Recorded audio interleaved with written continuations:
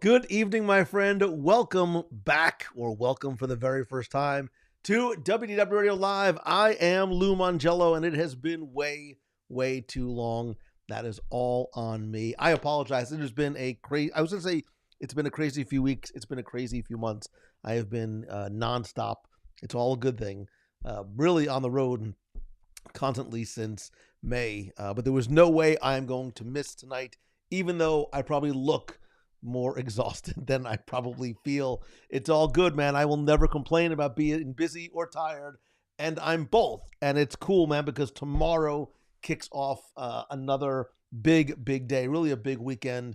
It is my Momentum Weekend Workshop, which this is now going on our 8th year of hosting this event. Really excited. This year, it's I can't say it's bigger and better than ever. It's longer and better than ever because instead of 3 days this year, it's actually going to be 4 days long, but it still is 50 entrepreneurs, one room, 4 days, interactive workshops. I am super excited for the incredible group of presenters and speakers that we have, the panels that we're going to have, the workbook, the exercises, some of the surprises, the very special guests. We're going to kick things off on Friday with Gwendolyn Rogers from the Cake Bake Shop. We have Imagineer Jason Sorrell on Saturday. Really looking forward to it, but I am also exhausted. but that is fine. And then so the tomorrow things kick off, assuming that my 37th shipment finally arrives tomorrow before I have to head back to the Hilton. But it is so good to see so many of the familiar names and friends and faces in the chat, and a few new ones as well. If you're watching for the very first time, thank you for being here. Tonight's going to be a little bit different than normal. We're not going to talk necessarily about news. I don't necessarily have a topic to discuss. It really is about you. You can ask me anything. We'll chat about anything that you want. We can catch up a little bit, and a relatively short-ish show, because if you saw what my desk and what my computer and the 17 keynote windows that I have open as I try and prepare for my panels and sessions and everything else that I had to do over the next few days, you would understand why. So good to see you. So good to see you. I thought it said so good to see you alive. It says so good to see you live, and I'm happy to be alive and live all at the same time. Dave Brookover, long time no see, my friend. Chad Williams, looking forward to seeing you this weekend. But it's funny, like a month ago I was like, okay, I'm ready, I'm good, I'm ready for Momentum, and this week I was like, oh my god, I am not ready for Momentum. And between shipping delays and incorrect orders, and there's always a lot of crazy things that happen along the way, but this is all part of the fun and the excitement, and I love the opportunity to help other people turn what they love into what they do. And there's just so much incredible positive energy around this weekend. And it has nothing to do with me. It has to do with you. It's just like the clubhouse. It's like the live. We're going to talk a lot about you, not specifically by name, but you collectively as the clubhouse, as the community. Community is always something that I talk about at Momentum. This year I'm going to talk about it, bring some other folks on to chat, get some of their perspectives as well. But I think now more than ever, community is critically important, and real authentic community, and where it lives, and how it is fostered and nurtured and adapted, I think, to sometimes changing chimes and changing platforms. But you probably don't care. You're probably like, Mongello, I'm here for the Disney stuff, so let's go. I did see somebody, Dave Brookover. I have not seen Tron yet. I don't know the last time I was at a movie. I love Tron. There's my identity disc right there somewhere. Oh, and now I'm doing the thumb thing. Somewhere in this room, I still have my original Tron figures from 1982. I have a light cycle somewhere. I have a lot of the Micro Machines mini things. I love the original Tron. I even really liked Tron Legacy. I understand from what I've heard, and I don't go into movies with any sort of preconceived ideas, but when I heard about Jared Leto initially, I was a little skeptical. he must have made some kind of weird deal with the devil to get all the roles he gets. But I hear the film is beautiful. Maybe not the best story in the world, but I will go and judge for myself. I basically, from what, if a quick look at my calendar, I will have an opportunity probably to see Tron Legacy. Things slow down for me December 8th. So sometime at some point after, it's not even going to be in theaters anymore. It'll just be on Disney Plus by then. Who knows? I might be able to sneak in a viewing of it. But if you've seen it, let me know what your thoughts are in the comments, William. I'm looking forward to seeing you tomorrow as well. Yes, I apologize. I know that when I travel, I always have all intentions of going live from wherever I am. Sometimes because of either I'm on the opposite side of the planet, I have other commitments, whatever it was. Like last week, my goal was to go live while I was in New York. I had a commitment at night that I was actually literally and figuratively running late to in New York City, so I wasn't able to do it. So I very much apologize. So Paul Hoffman says, I would like to donate to the Send Lou to the Giants game so they can keep winning. Listen, I can come up with some sort of like a Kickstarter, because I thought the same thing. I'm like, well, and that was so I took my son as a surprise to the Giant game at MetLife Stadium last week. He's never been to a Giant game. My dad was a Giant season ticket holder since 1976. We went all the time. When we moved, and then my dad got sick, and so I not only hadn't been to MetLife Stadium, which is like 15 years old, it's still the new stadium, but I hadn't been to a Giant game since my dad died. So it was very meaningful for me. Oh, I don't want to cry. It was very meaningful for me to take my son to a game against the Eagles. I bought like good seats because I wanted the experience to be special for him. I didn't expect them to win. They won. We had an amazing time. Like, took the subway there, like did the whole thing. And I'm like, well, clearly we have to, they won. So now we have to just keep going to every game, which if I could, I would, because going to the game with my son had nothing to do with the game. I mean, it did, but it didn't. It had and I was like, when it's your turn, you do this with your son or your daughter, and you take them to the game, and you like get good seats and buy the hot dogs and do all that kind of stuff, because that is really what it is all about. William says, Wicked was the last thing I saw in a theater, so I don't know what the last thing I saw in a theater was. How to Train Your Dragon? Maybe? And I haven't seen Wicked. I know. Don't hate on me, but I have not seen Wicked. Lakota says, hello from Philly, Lou, go Bert. I can't even say the words.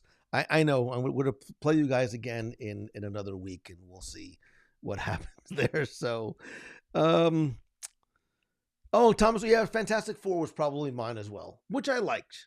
I liked Fantastic Four. I wish I could have seen it again in theaters, because I loved the aesthetic. I love the visuals. I didn't come out saying, oh my God, I need to go see this in the theater again. I haven't felt that way, and I've said this in the past, about a Marvel movie, possibly since Endgame, ? Because it used to be I walked out and I'd buy a ticket for the next night, or I want to feel that way again. I didn't. I like the aesthetic. I think the story was a little weak in some parts. For Galactus being such a literal and figurative huge villain, I didn't like the way he was defeated. And I think there's still a little bit of a villain problem in Marvel movies. Like Thunderbolt, spoiler alert, like we defeated the villain with a hug, like a super hug.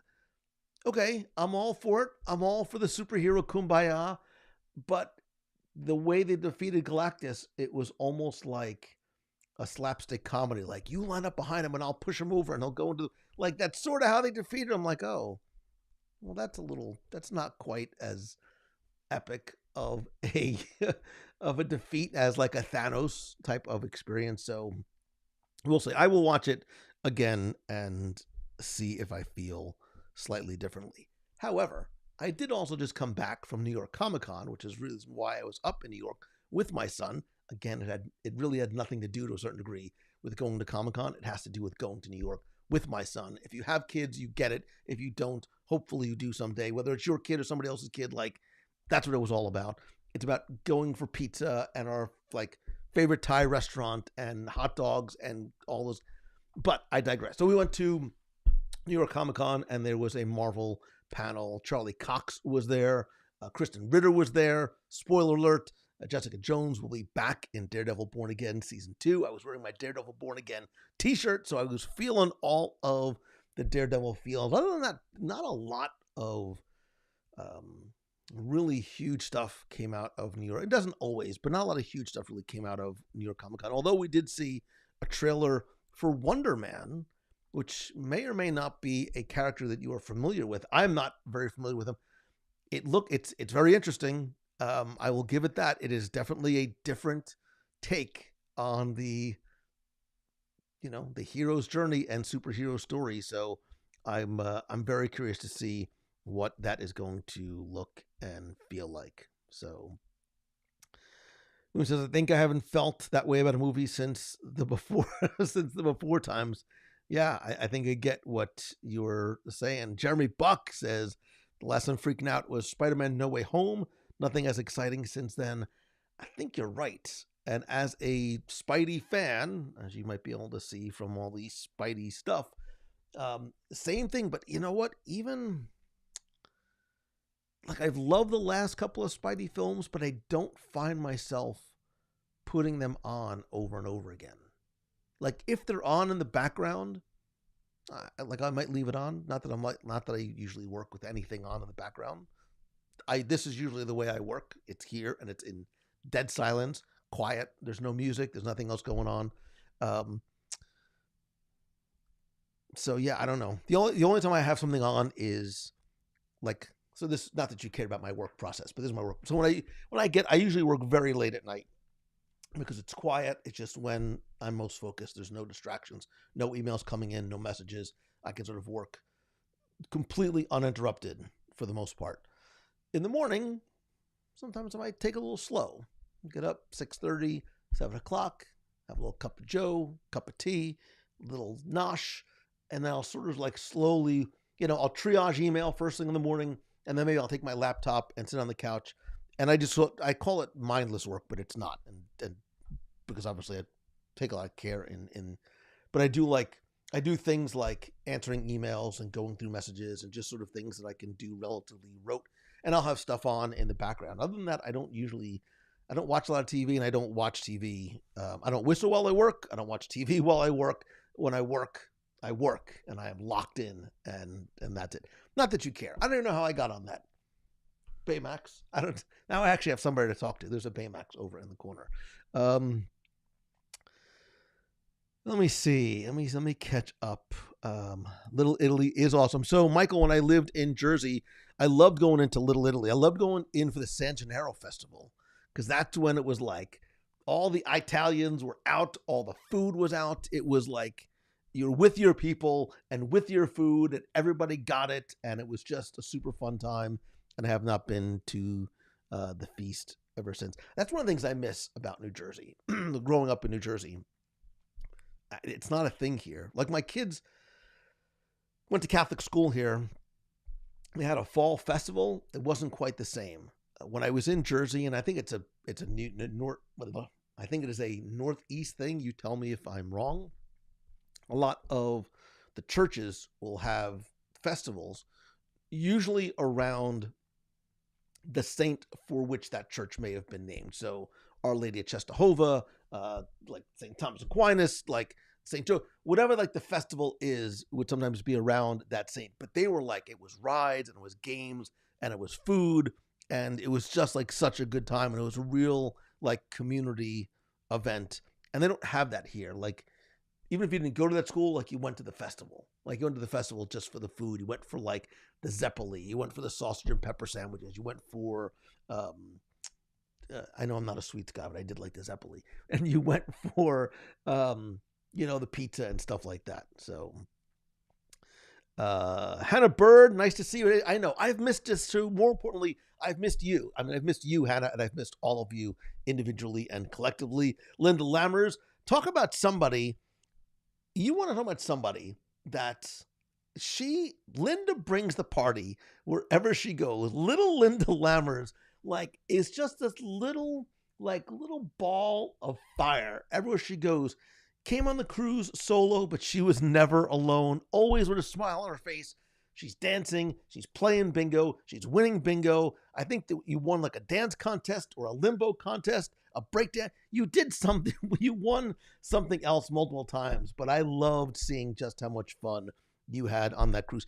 That's what it's about for me. Seeing other people have fun. That is what brings me so much joy. Amy loved Iron Man, and then WandaVision, loved Toby. So I'm with you. I also love, and when I need my Marvel fix, I go back to the quote unquote classics. I'll go back and watch. I'll watch Captain America: The First Avenger, Captain America: Winter Soldier, Captain America: Civil War over and over, and I know it word for word, line for line, beat by beat. But those are my Marvel comfort foods. And they still hit, they still resonate. And I love the early, especially First Avenger. I love period pieces. I love that 30s and 40s era. I love the music. I love everything about it. And I just love those characters more so than the later stuff. There's not a lot of the later stuff. I tried watching Eternals again. I cannot get through it. Even Multiverse of Madness, which is not a Doctor Strange film. It's a Wanda film. I don't think it was great. My lack of affection for Captain Marvel and the Marvels, I do not pull any punches on. I just don't think it's Marvel's strongest work. It has nothing to do with the characters. It has nothing to do with anything of that. I just don't think the story was strong. I don't think the writing was strong. I think the humor was wildly misplaced. I don't hate. Listen, I'm a choose the good guy. It doesn't mean that I love everybody and everything. I don't think Brie Larson is the strongest actress in that role. I think she's a fine actress in other things that she's done. I don't think that she brings Captain Marvel to Captain Marvel. Maybe it's the writing. I think it's the acting, but it does. So I'm encouraged for did I tell you how much I love Daredevil Born Again? How I think that Daredevil Born Again is possibly some of the best stuff Marvel has ever put on screen. Period. No caveats. Nothing. I think Daredevil and Daredevil Born Again really, really, really is, it is that good. So, let me see. Randall Jackson says, I know you're a very busy guy, but how often do you get to the parks just to enjoy them, not for work? So, one, let me clarify. So I've said this in the past because it's true. 95%, probably more than that, of my business takes place here, metaphorically here, at my desk, or it takes place. There's the two sides of my business. There's the WDW Radio side, there's sort of the Lou Mangello speaking coaching side. Those things obviously take place here, and what I travel for that to speak and coach or consult, whatever it might be. So I'm not in the parks that often.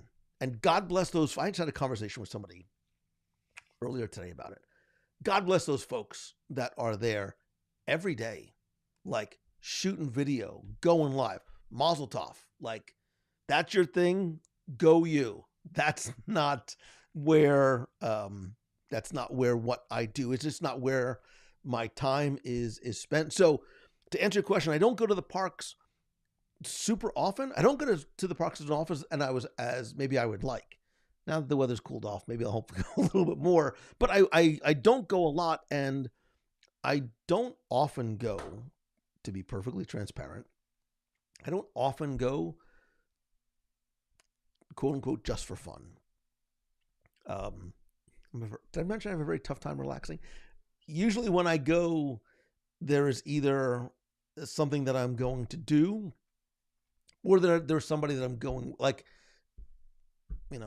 if like my kids are in town, my son like wants to go to Epcot, or like we might do that.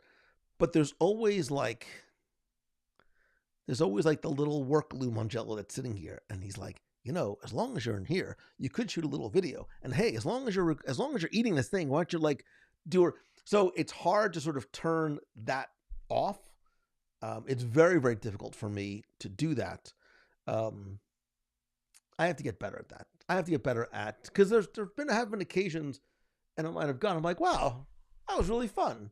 I should do this more often. And then I don't. So I'll try. Did I mention the part about being busy and tired? It's a good problem to have. And so much of what I do is fun. So that's a very long, jumbled answer. Not even sure if I answered your question. So, Mandy B, the cruise was incredible. We are going to do a full review of that, and really just sort of the Adventures by Disney in general. In the past, we've done a lot of sort of specific reviews of individual things, and we did Japan, but we still need to talk about, because especially for this, we had sort of the escape, sort of that mini ABD in Paris, then the river cruise, then the Disneyland Paris portion of it. And I think sort of conveying what the Adventures by Disney experience and difference is like for those who have never done one before, and a river cruise. We were not the first to pass that way again, nor shall we be the last. Meaning we are planning another one. Becky would kill me if she knew I was saying this. We are planning another river cruise, because I've really come to fall in love with those types of vacations. Like we talked about on the In or Out show this week, they are smaller, they are more intimate. Again, I think there was a misunderstanding when I put the question in the clubhouse. Smaller, more intimate does not mean higher ticket, more expensive. It just means more personal, more intimate, smaller types of experiences, not grander. I'll clarify that at another time. But I love river cruising. We need to do it again.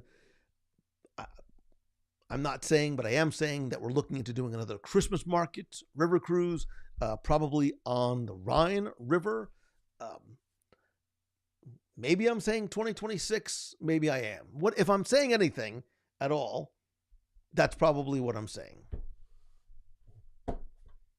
Details to come at a future time. Let me see. I'm scrolling quickly, so forgive me if I miss anything. Dan Boyle, I agree with you. Daredevil is the best Marvel show ever. And I love WandaVision. I think WandaVision was very smart, groundbreaking television. But I think in terms of, and I think what I love about Daredevil so much is it's not sort of a quote unquote traditional superhero. It's not big epic battles and aliens and lasers and magic and swords. It's a character driven show. It is very grounded. It is very, to quote Stan Lee, it is very world outside your window. The things that you see happening on screen, other than Daredevil having his superpowers, are things that are understandable and relatable in like real life. And I love those kind of stories. It's why I loved and still love Spider-Man. It's why I love Peter Parker, because I was the same teenager. I was that same nerdy teenager without superpowers growing up, going through all the things Peter Parker was, right? I experienced the things, I understood Daredevil even more so. And I think part of the reason why, obviously, is not just because he's from the Northeast, not just because he's a lawyer, not just because he's Catholic, not just because I'm not as blind as Daredevil, but I am blind as a bat without my contact lenses. God forbid there's a fire in here, I'm in serious trouble. But I do love the world outside your window superhero stories. And I think that's maybe part of the reason why I haven't felt as attached to some of the more recent Marvel work. I know that we're in the cosmic multiverse, universe, variant worlds. I think it's just me. I just don't love those stories as much. I also think it's gotten very, very complicated and very convoluted to be a Marvel fan. I think it's very difficult for somebody to just walk into a movie now without any prior knowledge or experience and understand what the heck's going on. I think there's just a lot happening. And I think the multiverse, and while I understand that these stories are coming, or at least derivations of stories from the comics, the multiverse, the variants, I think are also easy outs. They allow you to forgive and excuse and bring back and reinvent and reincarnate and bring back people because they're variants and it's a multiverse. And so I think you lose a little bit of the gravitas with that, although I understand why. And in Kevin, I trust. I know that this is all going to wrap itself up and we're going to go, oh, now I understand why this happened. Now we understand why Robert Downey Jr. is Dr. Doom, right? Why he was Tony Stark, but now there is a grand master plan we have to, and I do, like a good book, right? Like a Stephen King book, you have to sort of buy in from the beginning, right? Sometimes it's a slow burn to get there, but you got to buy in knowing that it's going to pay off. I feel that same way about Marvel movies. They've earned my trust. They've earned my faith, which is what I have in it. Not every movie, not every show is a home run. I get it. But I also know that not every show and every movie is for me, right? There are different stories that are meant for different people, and that's okay. And I love that about that, right? Because I want Marvel to speak to everybody. Daredevil's not everybody's favorite character. Some people don't look, it's very violent. It's very dark. And I get that. For some people, they don't like that. They like something that might be lighter, like a Guardians of the Galaxy. They dig all of the humor. They dig all of the cosmic stuff. So I love that, right? And that's why stories like Echo and Ironheart and Captain Marvel and that's why they exist, and I get it, and I am all for it. But we can have our favorites, and we don't have to love it. For those people who accuse me of loving everything, clearly I do not. So if anybody's like, Mangello's a shill, he loves everything, I'm not saying that people say that, because people do say that. But here's a perfect example, and for somebody who loves Marvel as much as I do, and you can see just the evidence is clearly on display behind me, and over here, and over there, and over there, and on the bookshelves in my room, and in my guest room downstairs, in my car. Like, it's very, very clear how I feel about Marvel. And so I want to go back to feeling the way that I used to. And I think that's part of the reason why I'm so excited for Daredevil. And I am going to do, and my kids make fun of me, I don't care, I'm going to go back and do another rewatch of the entire Daredevil series and board again. I don't watch a lot of TV, but the stuff that I fall asleep to, I realize it's comfort food for me. I go back to the shows that make me feel good, that I know I'm going to enjoy, that I can pick up new.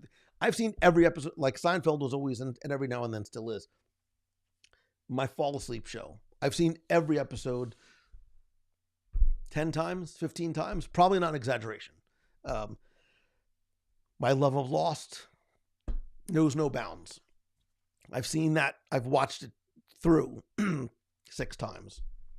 Every now and then, if I just want to like put something on, I know I'm going to fall asleep because I've taken 30 milligrams of melatonin, I might put an episode of Lost on because it's comfort to me. Right now, I'm in a rewatch of Battlestar Galactica, the 2004 series, which I think is some of the best writing, some of the best character. Again, it's not a sci-fi shoot 'em up show. It's some of the best character story driven, and it's in space, but the stories are so relatable to things that are and were going on in the real world at that time.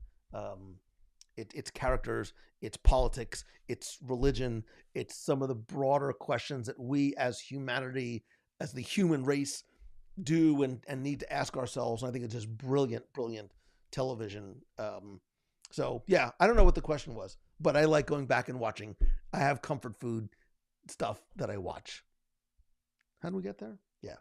And Matt Kleberger, I do love the aesthetic of Agent Carter. I haven't finished it. I got through like 3 episodes, and then life got in the way, and I just never went back to it. But I love Agent Carter, and I love in all the ways Haley Atwell. So for her, I'm going to go back and watch it because I too love those period pieces, and I love that aesthetic as well. Let me see. I'm going to scroll forward because I know I'm. Chuck Munson, what percentage of your work is spent on WDW Radio as opposed to Lou Mongello Momentum speaking engagements? It's funny. I get this question a lot, and I don't know the answer. Like WDW Radio and the Disney stuff is always like the core of what I do. It is the heart. It is the nucleus. It is the podcast, but it is you. Like if I was to diagram, and I do, and I'm like at Momentum, I'm very transparent. I'm very, very transparent because it is an exercise in trust. So I share very openly what my business model looks like. And I have a visual representation of that. And at the heart of that business model is you. You is the community, right? I am a community-focused creator, business owner, entrepreneur, solopreneur, whatever you want to call it. And it's why what I do and what I sort of preach and teach to other people is community-focused first. Even when I talk about monetization, for me, my monetization model is focused on community. Not everybody else's is. Some people are focused on numbers. It's on traffic. It's on other things. For me, it's focused on you. So WDW Radio, the heart, the soul of everything I do.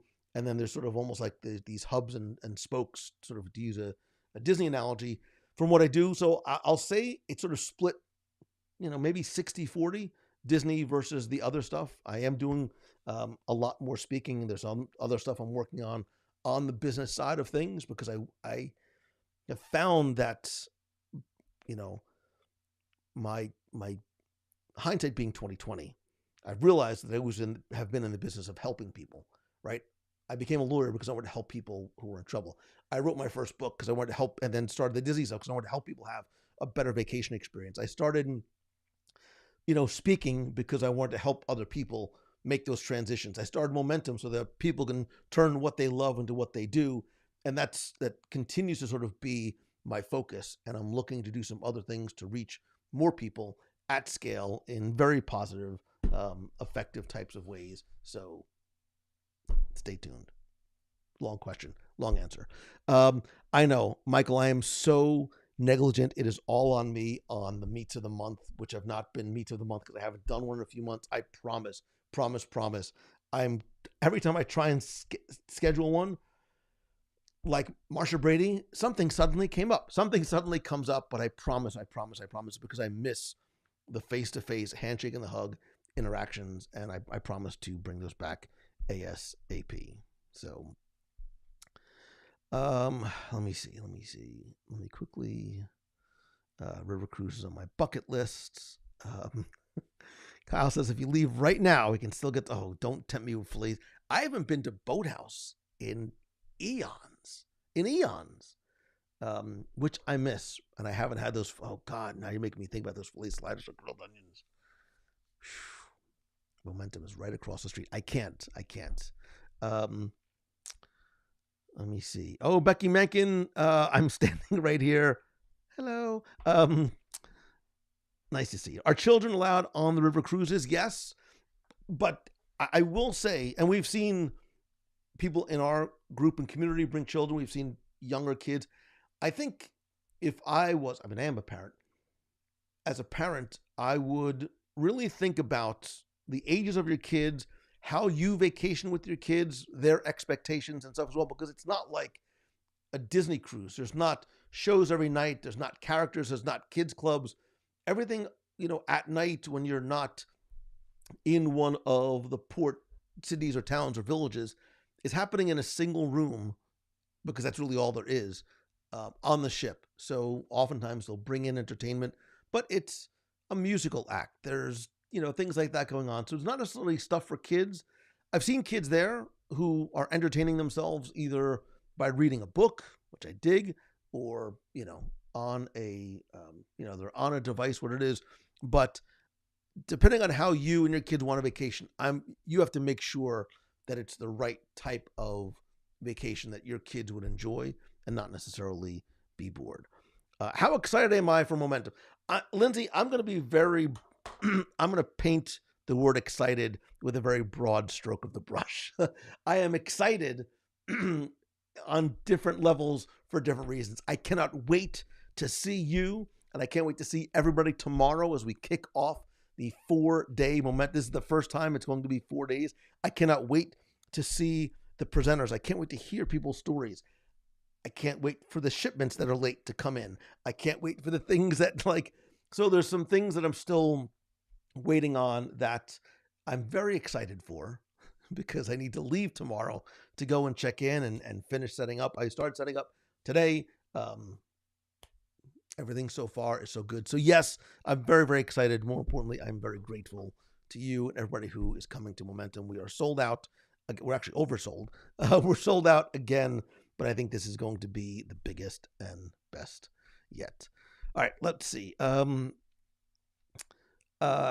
was New York Comic Con? Jonathan, I love New York Comic Con. I think it's the perfect size, the best environment. I love being up in New York. Again, going with my son is really what it's all about for me. It's almost less about what is happening on the show floor and the panels and presentations than having that bonding time. And I love the fact that it is just my son and I. There's nobody else.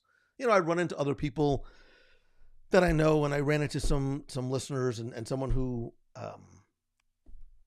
I'll share the story another time, but just who I met who just shared such an incredible, moving story. I need to post his picture because as sometimes often happens, I met him in the men's room, which is where all the best thing.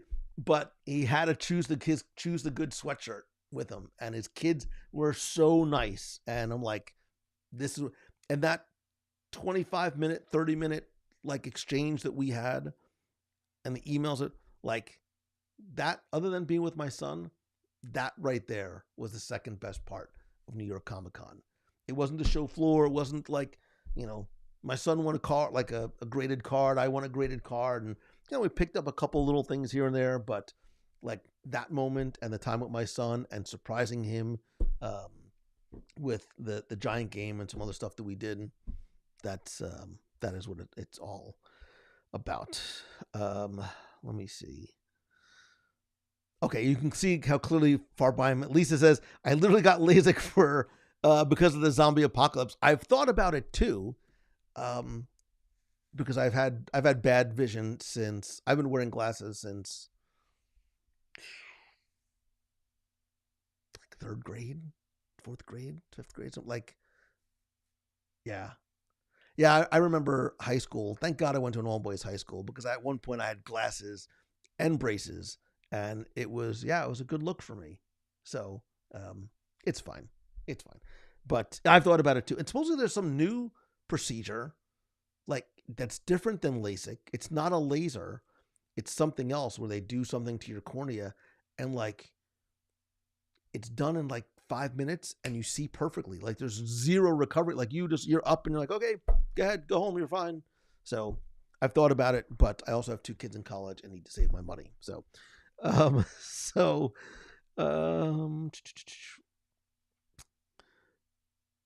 let me see. Marvel stopped being human. Everything in the multiverse feels inconsequential. And I think that's it. I think that's part of it. I think there's some other things too. I don't sort of rehash it. William says, I agree. It just feels scatterbrained. There's no cohesion. I'm sure there is. And look, I also understand. I'm also very understanding that there were circumstances that were out of their control. It's not an excuse. It's just a reality. Kang the Conqueror, COVID, writer strikes, all these different things, they do play a factor. Look, I think that's why that's where Black Widow suffered from. Black Widow was not a bad movie. It was a good movie at a bad time, right? Because we're like, oh wait, it was out of sequence. We're like, well, there is no consequence here because we know what happens to her from the movie that came out before this. So it was less about being a Black Widow movie than it was a Yelena movie. I get that. It's how they sort of made that bridge. Same thing with Falcon and Winter Soldier, which I think was riddled with a lot of problems, not the least of which is story. But the story had to change. The characters had to change. The villains had to change because of the global pandemic. And I think it very much weakened it, in addition to just, I think, some really bad writing and just some bad choices all around. So all that to be said, I'm hopeful. I will continue to be hopeful because I want to love again. Like, I'm like, I know I'm broken, but I do. I want to love Marvel again. So, and it's why I go back to the things that I go back to the movies, I go back to the shows that make me feel good because I know what I'm in for. I know what I'm going to get, and I won't be disappointed like Cobra Kai season 3. So, let me see. Amy says I have Star Wars fatigue. So Fred Abley, Mr. Fred, as he is known to me and his students, says it's weird. My college tech geek students haven't watched Lord of the Rings, don't like Marvel, never seen any of the Tron movies. I think we're seeing a big shift away from movies in the long form. I think COVID obviously played a part in that. We became comfortable not going to the movies. It's why I said, and I think what's going to happen, I think it has to happen, and because the box offices are showing this, I think the movie-going experience needs to change. It hasn't evolved. To a certain degree, places like Cinepolis, Alamo Drafthouse, where there's a food aspect to it, I think there needs to be, other than the big screen and the big surround, and watching it, having that, I think they need to expand on the shared experience. Because, man, I'll tell you something. I sort of dig sitting on my couch in my little footy pajamas with my blanket and my own bathroom and my own food and a pause button. And, I've got I have a decent TV and a decent sound system. It's very attractive to me. I don't have to get in my car. I don't have to hear somebody talking during the movie. I'm not a talk during the movie kind of guy. Just shut up and watch the movie. But we need to go back and have that communal experience, because there are moments that we have when we do go to the movies, or we do go to a convention, or we do go to D23, the ultimate Disney fan, D23 Expo, and you're in the room with other people. Going to the Giant game. I love watching Giant games on my couch, but man, oh man, there was something about being in the stadium, not because I was watching the game and the people in front of me, but because I was surrounded by 83,000, well, a few of them were Eagles fans, whatever. They don't know any better. By 80 some odd thousand Giants fans. That's what it was about. And I think that's what the movie-going experience needs to be. It's part of what I was sort of almost alluding to on the show this week about the way that the Disney park experiences have been and need to continue to evolve because of our changing preferences, our changing desires in terms of what we want from an entertainment experience. And I think it's beyond just sitting and having and becoming a passive observers. I'm not sure if that answered, it wasn't even a question for it, but I'm not sure if that answered the question. I have not watched Marvel Zombies yet. It's on the list. Thomas Swan, it was rushed. It needs to be longer. So, Farscape is, so I've never seen Farscape. My favorite TV series of all time include, but are not limited to, and these are sort of, I would call some of the best stuff ever on TV. Seinfeld, Lost, Battlestar Galactica, the reboot. I love Fringe. I really love Fringe, which is unfortunately no longer on streaming. Neither is Battlestar Galactica. I bought it on Apple TV. I might end up buying Fringe as well too. And there's other shows that are in my queue. I just haven't had a chance to start going down. I've never seen Game of Thrones. I hear Silo is very good. There's a few other ones that I have. I just have not I've not gone down that path. So Thomas says, give me The Office or Park and Rec. I still have the mystery around the lost hatch. Fred, I think, for all those people that were disappointed in the ending, they were disappointed in the answers, the questions not being answered. That's the whole point. It's the whole point. It's the brilliance of storytelling in Lost is that 20 years plus years later, we are still talking about it.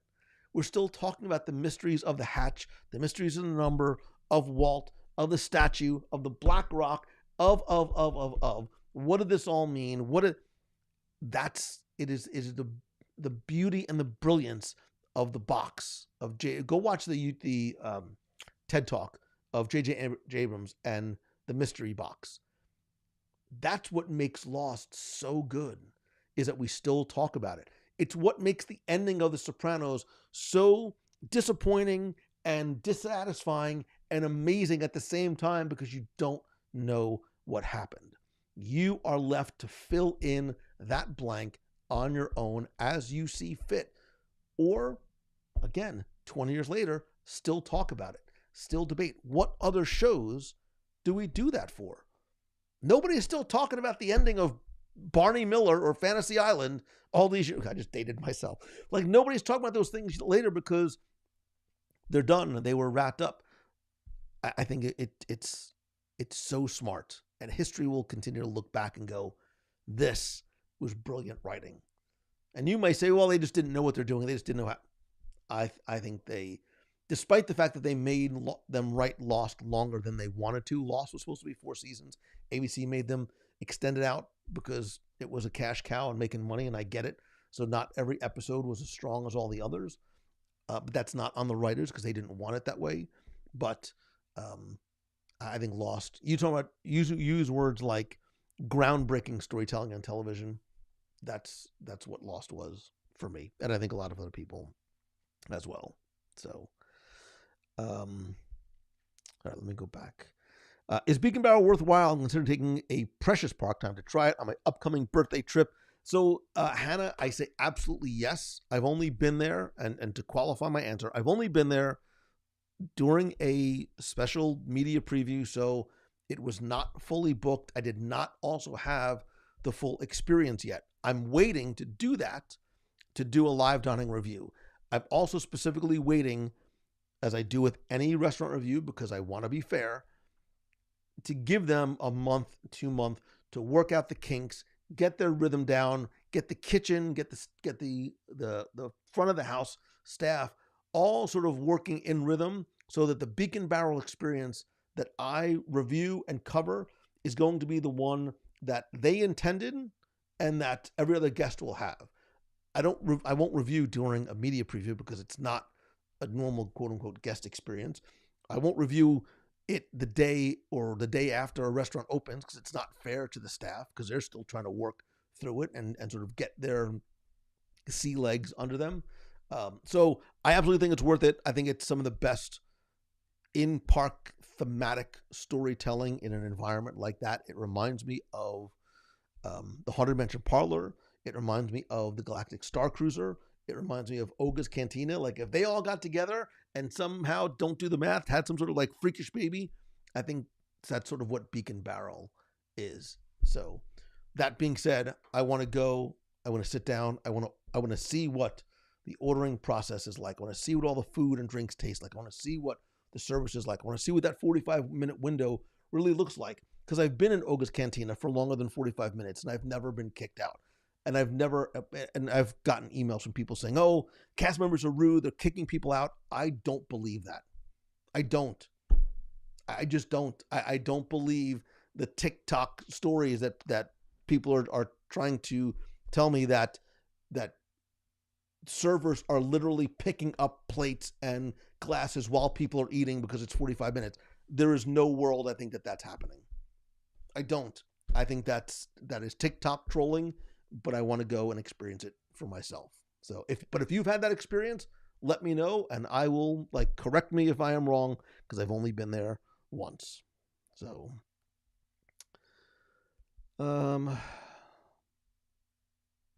Matt Hotch. Wait a minute. Is this like somebody pretending to? Is this somebody trolling Matt Hotchberg? Like it's not really Matt Hotchberg? After so many weeks, wait a minute. Let me see. I have to look at this. Is it really? I mean, according to that profile picture, after so many years working Matt, what's going on, man? So hard on your craft. I think craft is a bit of an overstatement. What's your best advice for an aspiring creator to appease Becky Menken's very specific no brown M&M requirements? Listen, if the only requirement that she's giving you is no brown M&Ms, you're way ahead of the game. Usually the rider is much, much longer, much more demanding.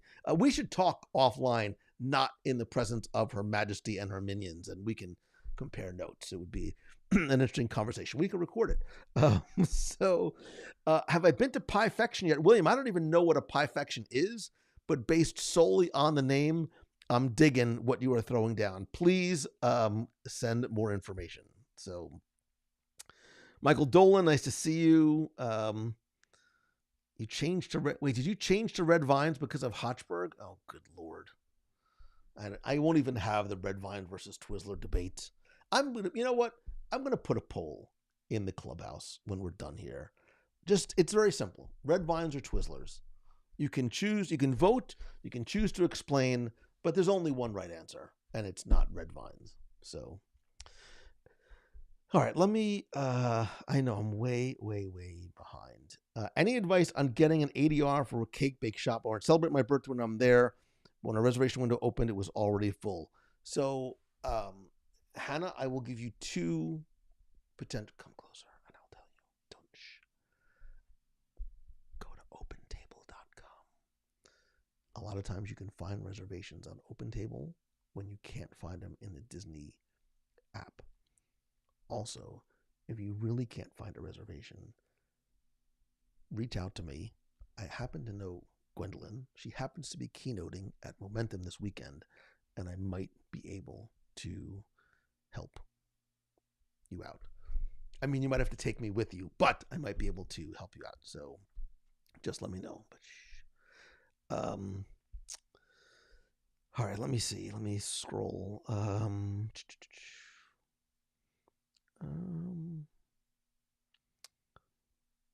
Firefighter 2, good to see you. I'm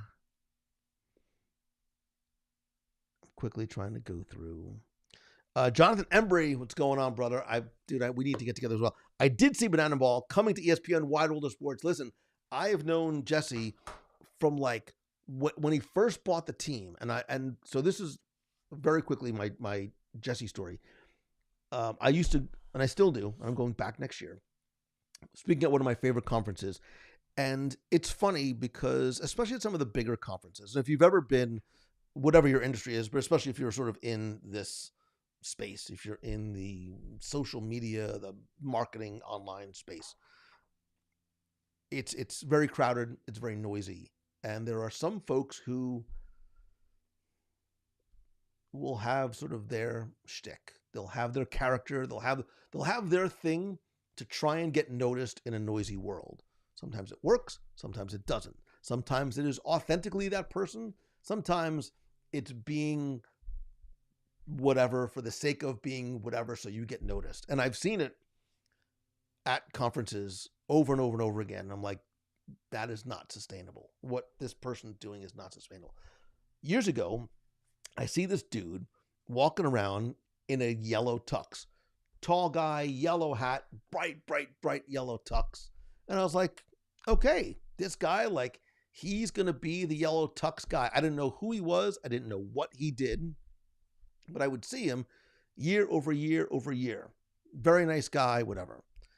It was Jesse from Banana Ball, who over time I started to get to know. And I saw him at a conference a couple years ago, and I'm walking by, and he was like, he had just finished giving a keynote presentation. He was talking to some people out there, and I walked by, and he's like, Lou, what's going on? And I was like, what? And it's funny because a friend of mine was like, oh, I would love to meet Jesse from Banana Ball. And Jesse's been a listener of the show. You never know who's listening. Jesse's been a listener of the show for years. So very, very long, circuitous way of saying, one, you never know who's listening, which is a really good thing. Two, Jesse is a brilliant, authentic, I don't want to even call him a marketer or businessman. You want to talk about somebody who like has a passion, has a vision, has a dream, and stays true to that from the days when nobody like me knew who that weird yellow tux dude was to Banana Ball selling out NFL stadiums. It's a worldwide phenomenon, and he still remains true to his original vision of what he wants this sport, these players, more importantly, what he wants the fan experience to be like. It is a perfect marriage, him partnering up with Disney and coming to all. I will be there for Banana Ball. Like, without question, I will be there for Banana Ball because it is, I love the entrepreneurial journey. I love the story. I love the purity of what they do. Like, you want to talk about just, and it's not like a Harlem Globetrotters like making basketball fun. It's a whole new take on America's pastime, which sometimes can be, for years it sort of got the reputation, well, baseball's slow, it's boring, maybe it's not America's pastime. So what do? They've sped up baseball. Right now, all of a sudden, baseball, like, there's time limits and the game is a little bit faster. But it's also like, you don't celebrate in baseball the same way. You're certainly not doing what the Banana Ball players are doing. And I think it's introducing a whole new generation of adults and kids to baseball and sports, and the shared experience being fun, which I absolutely love. I don't remember what the question was, but that's my Jesse, the yellow tux guy. Oh, they're coming to Walter's. Well, they're going to sell out in a second. They're going to sell out in an absolute second. I hope I can get tickets. So, yes, I am a huge Firefly fan. Firefly suffered so many issues when it came out. The network didn't know what it was. They aired the episodes out of order, so nobody knew what was going on in the first episode they had. Nobody knew what was going on. Out of order, at the wrong time slot. It only lasted one season. Again, it was not about being in space. It was not, because it wasn't about like big battles. It was sort of this spaghetti western opera meets, like, so well done. It was almost before its time. And I love the other thing about Firefly, purely from a storytelling perspective, is you have an ensemble cast, which doesn't always do well, especially for longevity. An ensemble cast where there are 9 characters basically, and they're all pretty much the star. There's varying degrees, and Mal Reynolds certainly is the captain of the ship. So, but everybody sort of had the same space, no pun intended, and visibility on the show, which is a very hard thing to do, whether it's a space opera or whether it's any type of show, where you have an ensemble cast that big, so talented, and almost sort of equal in their participation of the storytelling. Say what you will about Joss Whedon and things that he did. Look, I'm not talking about the human being he was, like on set, offset, whatever, but from a pure cinematic storytelling perspective, Firefly. And I don't know if you can see it. I have, there's an artist who I love, who I have a couple pieces of his work, and there is a Serenity ship there, and there's another one around here somewhere. So Firefly, fantastic TV. Very, very funny too. Let me see. $100 for a family of 4 to see movies, also steep, including drinks and snacks. I hear you, brother. Like, preach. I would, if a movie came out tomorrow, much like they did during COVID and sort of post-COVID, and they said, hey, you can stream this for 24 hours for $25-$30 at home, in a heartbeat. Because right now, the movie-going experience for me does not necessarily justify that $100 it's going to cost me to go. That's where I think, and I think somebody's going to do it. I think somebody is going to, like Banana Ball, innovate what has been a 100+ year, for the most part, four corners of the movie-going experience. Somebody is going to innovate it in a very new and unique way, and maybe even the whether it's the theaters or it's the movie studios themselves, to enhance and make that movie-going experience even more attractive. So, all right, let me quickly go.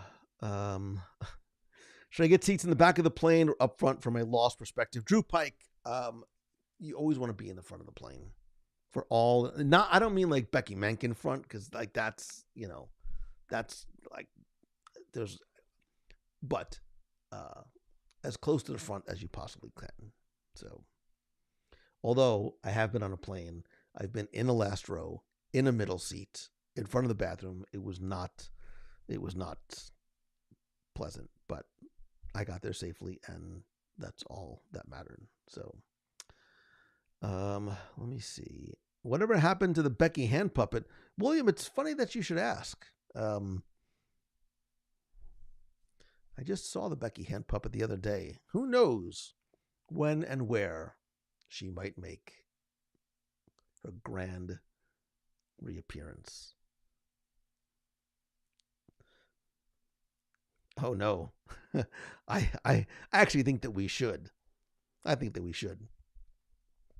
All right, let me quickly go.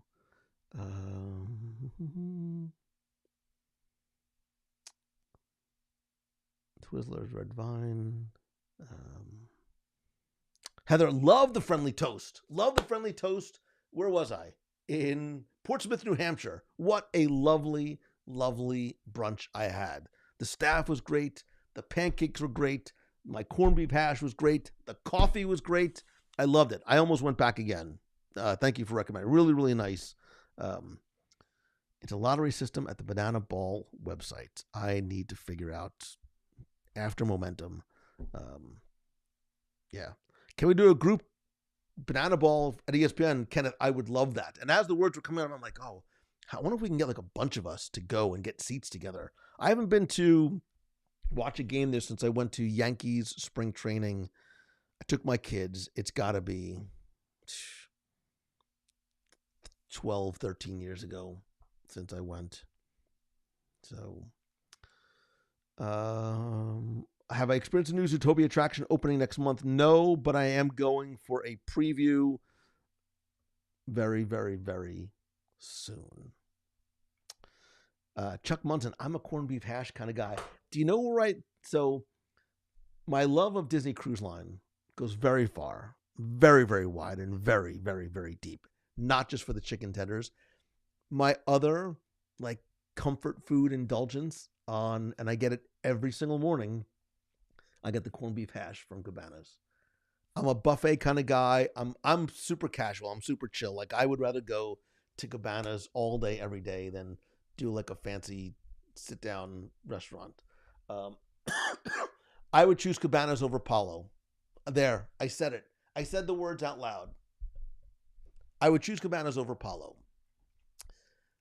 But when I go there in the morning, and I know, like, look, a little stupid smile I get on my face, and I know that I'm going to have my corned beef hash and like a nice little piece of toast or an English muffin, going to get some like hash browns, obviously, and then whatever sort of little like adventurous other foods they have. I'm a simple man.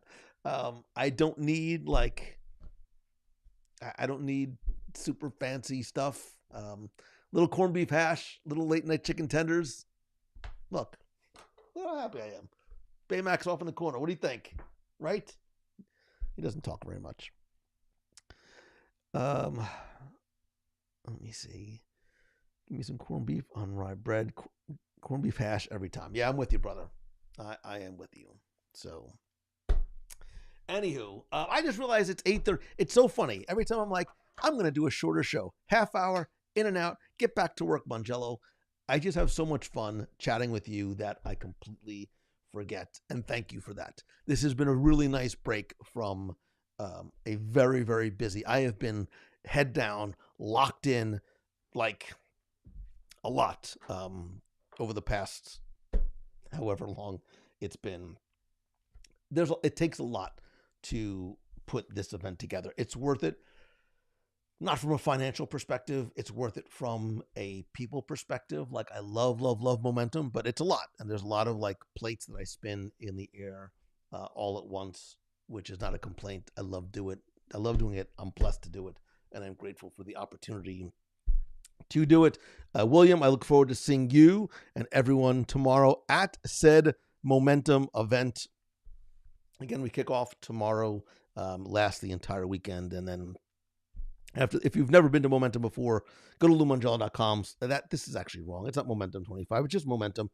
You can learn more about the event. I'll be announcing next year's dates at this year's Momentum, and I would love to invite you to come and join us for a very, very, very special weekend. Speaking of inviting you to a special weekend or a special week, we still have, Becky, I think I'm right. We still have a little bit of room on our cruise aboard the Disney Destiny coming up this February, and then stay tuned because there's other special things coming in the future that I'm not at liberty to say what they are yet. What I can say is that whether you're coming with us on the Destiny, whether you're booking your own river cruise, whether you're going on your own Adventures by Disney, Nat Geo Adventure, Disneyland, where am I? Aulani, anywhere on this planet, go visit our friends over at mousefantravel.com, who, by the way, FYI, are celebrating their 20th anniversary this year.